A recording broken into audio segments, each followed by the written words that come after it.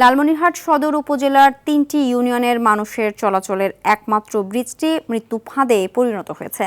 দীর্ঘদিন ধরে সংস্কার না হওয়ায় প্রতিনিয়ত ঘটছে দুর্ঘটনা। কৃষি পণ্য সহ অন্যান্য মালামাল পরিবহনে বিপাকে পড়ছেন কৃষক সহ সংশ্লিষ্টরা। দুর্ভোগ লাঘবে দ্রুত সেতুটি সংস্কারের দাবি স্থানীয়দের।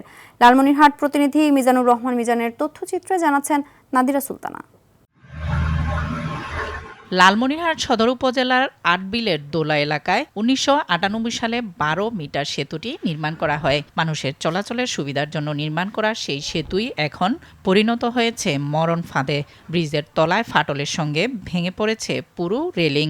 তবে উপায় না থাকায় জীবনের ঝুঁকি নিয়ে প্রতিদিন ৫ শতাধিক শিক্ষার্থী ও সাধারণ মানুষ এই সেতু দিয়ে যাতায়াত করেন। কৃষিপণ্য সহ মালামাল বহনেও পড়তে হয় বিপাকে।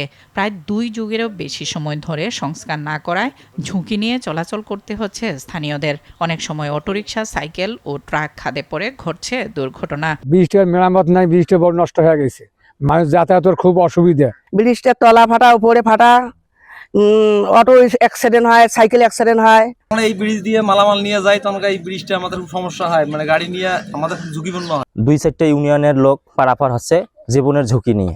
সাইকেলেও যাইতে পারি না, অনেক ঝুঁকিপূর্ণ হয়ে যায়। এদিকে প্রকল্পের অনুমোদন পেলে ব্রিজটি পুনর্নির্মাণ করার কথা জানান এই কর্মকর্তা। এই ডিবিবিটা নরমালি প্ল্যানিং কমিশনে যখন অনুমোদিত হবে, দ্রুত একনেক হয়ে গেলে তখন আমরা কাজটি সম্পূর্ণ করতে বলবো, আশা রাখছি। দ্রুত সেতুটি নির্মাণ করে হাজারো মানুষের চলাচলের উপযোগী করবে সরকার, এমনটাই প্রত্যাশা ৩টি ইউনিয়নের মানুষের।